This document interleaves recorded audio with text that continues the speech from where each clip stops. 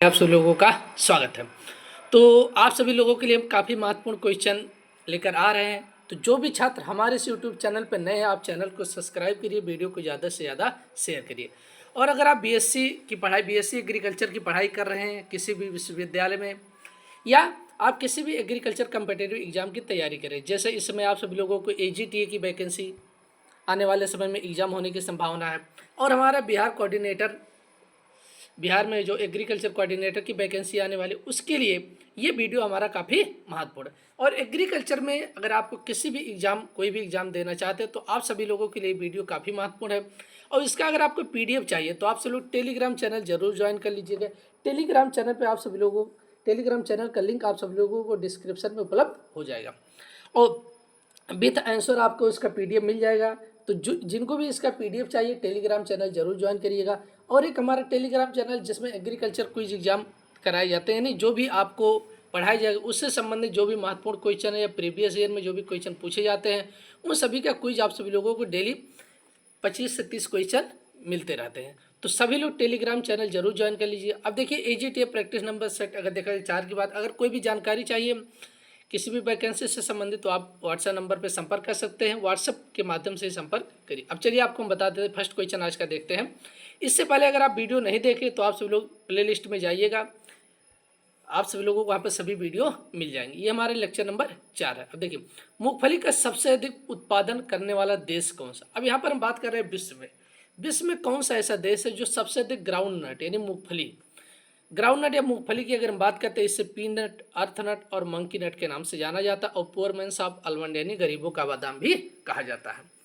और इसका मेजर जो क्वेश्चन बनता है, मूंगफली का ओरिजिन प्लेस क्या होता है, ब्राज़ील होता है। और सबसे most serious disease of groundnut तो हमारा टिक्का डिजीज होता है। ठीक है, अब देखिए यहाँ पर तो मूंगफली का सबसे अधिक उत्पादन करने वाला देश कौन सा। पहला ऑप्शन दिया रूस, दूसरा ऑप्शन दिया चीन, तीसरा ऑप्शन दिया कनाडा, और चौथा ऑप्शन दिया भारत। तो विश्व में सबसे अधिक मूंगफली का अगर उत्पादन होता, तो विश्व में सबसे अधिक मूंगफली का उत्पादन करने वाला देश हमारा कौन सा हो जाएगा, तो चीन हो जाएगा। कौन सा, चीन। लेकिन तो अगर वहीं हम क्षेत्रफल की बात कर लेते हैं, एरिया, कि विश्व में सबसे अधिक मूंगफली का क्षेत्रफल किस देश का है, या किस देश में सबसे अधिक मूंगफली की खेती की जाती है, तो वहाँ पर हमारा भारत देश हो जाएगा। क्या हो जाएगा, भारत देश। विश्व में सबसे अधिक मूंगफली का क्षेत्रफल किस देश का है, तो भारत का उत्पादन पूछ लेगा तो हमारा चीन हो जाएगा। ठीक है, अब नेक्स्ट क्वेश्चन देखते हैं। सोयाबीन में तेल की प्रतिशत मात्रा। अब देखिए यहाँ पर दिया सोयाबीन में तेल की मात्रा। तो आप सभी लोगों को पता है कि सोयाबीन में 2-3 ऐसे क्वेश्चन है जो बहुत ज़्यादा पूछे जाते हैं। पहला तो सोयाबीन में तेल की मात्रा, दूसरा प्रोटीन की मात्रा, और बीज दर, ये सब काफ़ी महत्वपूर्ण क्वेश्चन है जो पूछे जाते हैं। तो सोयाबीन को आपको पता है इसे क्या कहा जाता है, बोनलेस मीट कहा जाता है। क्या कहा जाता है, बोनलेस मीट, मतलब हड्डी रहित मांस कहा जाता है। और पीला गहना भी कहा जाता है, येलो ज्वेलर्स, पीला गहना भी इसे कहा जाता है। तो किसे, सोयाबीन को कहा जाता है। और सोया प्रदेश किसे कहा जाता है, तो मध्य प्रदेश को कहा जाता है। तो पहला ऑप्शन दिया सोयाबीन में तेल की प्रतिशत मात्रा में, पहला ऑप्शन दिया 10%, दूसरा ऑप्शन दिया 20%, तीसरा ऑप्शन दिया 40%, और डी में हमारा 60%। तो देखिए, सोयाबीन में जो तेल की प्रतिशत मात्रा होती है वो हमारा 20% होता है। तो क्वेश्चन नंबर 2 की अगर हम बात करेंगे तो 2 में हमारा दूसरा ऑप्शन सही हो जाएगा, यानी 20%। अगर वही प्रोटीन पूछ लेगा तो सोयाबीन में प्रोटीन की मात्रा हो तो वो 40 से 42% होता है। और अगर कार्बोहाइड्रेट पूछ लेता तो सोयाबीन में कार्बोहाइड्रेट की जो मात्रा होती है वो लगभग 30% होता है। इस तरीके से आपके क्वेश्चन पूछे जाते हैं। और कभी कभी रेशियो पूछ लेगा कि सोयाबीन में प्रोटीन तथा तेल का अनुपात कितना हो जाएगा। तो प्रोटीन और तेल का अनुपात अगर पूछेगा तो आपको निकालना पड़ेगा कितना, 2:1 हो जाएगा। कितना, 2:1। अब अगला क्वेश्चन आ जाता है, गन्ने में औसत रस की प्रतिशत मात्रा। गन्ने में रस की औसत मात्रा कितनी होती है। अब आप सभी लोग शुगर केन जानते होंगे कि शुगर केन या गन्ना, उसमें रस की मात्रा कितनी पाई जाती है। तो गन्ने का बोटेनिकल नेम आपको पता है, सेकेरम ऑफिस सिनेरा, फैमिली भी आपको पोएसी ग्रेम, ओरिजिन प्लेस या नेटिव प्लेस न्यूगोनिया या भारत होता है। बाकी बहुत सारे क्वेश्चन महत्वपूर्ण है जो आपको हम जल्दी लेकर आएंगे।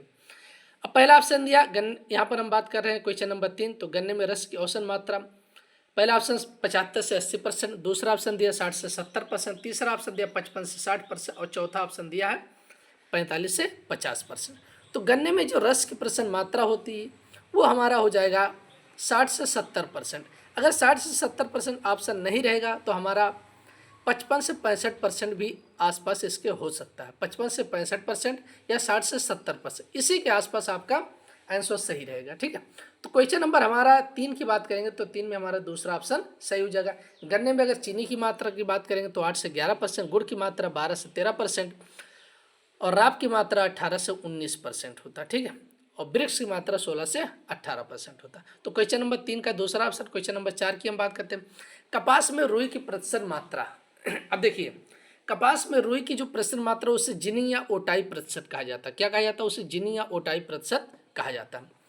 अब कपास की अगर हम बात कर लेते हैं, कपास का जो रेशा होता है वो किसका बना होता है? सेलुलोज का बना होता है। कपास में रुई की प्रतिशत मात्रा 33 अगर देखा जाता है वैसे तो 33, लेकिन तो यहाँ ऑप्शन के अनुसार अगर हम बात करेंगे, पहला ऑप्शन दिया 5 से 10%, दूसरा ऑप्शन दिया 15 से 20%, तीसरा ऑप्शन दिया 10 से 15% और चौथा ऑप्शन दिया 24 से 43। तो वही कपास में जो जिनी या ओटाई या रुई की प्रतिशत मात्रा 24 से 43% रहेगा। कितना रहेगा? 24 से 43। क्वेश्चन नंबर 4 का हमारा डी ऑप्शन सही है। क्वेश्चन नंबर 5 देख लेते हैं, गन्ना गेहूं साफ खेती में गन्ना कब बोया जाता है? अब देखिए, गन्ना और गेहूं की अगर हम साफ फसली खेती करते हैं, गन्ना और गेहूं की अगर हम साफ फसली खेती करते हैं तो यहाँ पर पूछा गया गन्ना की बुआई कब की जाएगी। तो काफ़ी महत्वपूर्ण क्वेश्चन, ये बहुत सारे एग्जाम में पूछे गए हैं। तो गन्ना और गेहूं की अगर हम साफ फसली खेती करते हैं तो गन्ना की बुआई कब की जाएगी? पहला ऑप्शन दिया अक्टूबर माह, दूसरा ऑप्शन दिया फरवरी माह, तीसरा ऑप्शन दिया मार्च माह और चौथा ऑप्शन दिया अप्रैल माह। तो क्वेश्चन नंबर 5 की बात अगर हम करेंगे तो क्वेश्चन नंबर 5 में हमारा पहला ऑप्शन सही है। गन्ना और गेहूं की साफ फसली जब खेती करेंगे तो उसमें गन्ना की बुआई कब की जाएगी? तो अक्टूबर माह में की जाती है। तो ये वीडियो आप सभी लोगों को कैसा लगा कमेंट बॉक्स में कमेंट करके जरूर बताइए। ये काफ़ी महत्वपूर्ण क्वेश्चन है जो आपके कहीं ना कहीं एग्जाम में पूछे जाएंगे। और AGTA और बिहार एग्रीकल्चर कोऑर्डिनेटर के लिए तो बहुत ही महत्वपूर्ण क्वेश्चन आप सभी लोगों के लिए लेकर आ रहे हैं। और आपको हम बता देते, संडे कल शाम 9 बजे आप सभी लोगों को एग्रीकल्चर क्विज होगा। ठीक है, तो आप सभी लोग उस क्विज को जरूर ज्वाइन करिएगा। टेलीग्राम चैनल का लिंक आप सभी लोगों को उपलब्ध करा देंगे। टेलीग्राम चैनल आप सभी लोग जरूर ज्वाइन कर लीजिएगा। धन्यवाद।